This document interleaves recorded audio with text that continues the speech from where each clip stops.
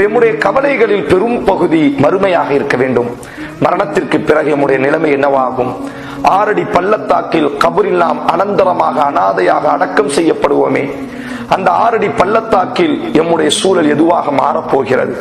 அல்லாஹுவிற்கு முன்னால் அஹ்கமுல் ஹாக்கிமீன், நீதிபதிகளுக்கெல்லாம் ஆகப்பெரிய நீதிபதி அல்லாஹுவினுடைய சன்னிதானத்தில் நான் நிற்கும் பொழுது என்னுடைய பாவ மூட்டையின் காரணமாக நரகத்திற்கானவனாக நான் தேர்வு செய்யப்பட்டால் என்னுடைய நிலைமை என்னவாகும்? சிராத்தினுடைய பாலத்தை நான் கடக்கக்கூடிய சூழல், எவ்வாறு நான் கடக்கப் போகிறேன்?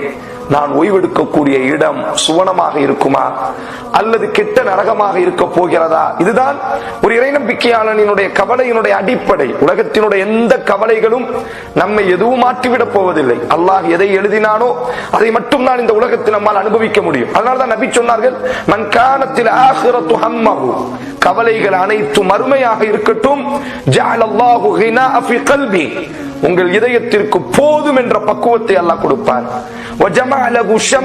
உங்கள் காரியங்களை அல்லாஹ் பொறுப்பேற்றுக் கொள்வார். நீங்கள் விரும்பக்கூடிய உலகத்தை அல்லாஹ் உங்களுக்கு அமைத்துக் கொடுப்பார்.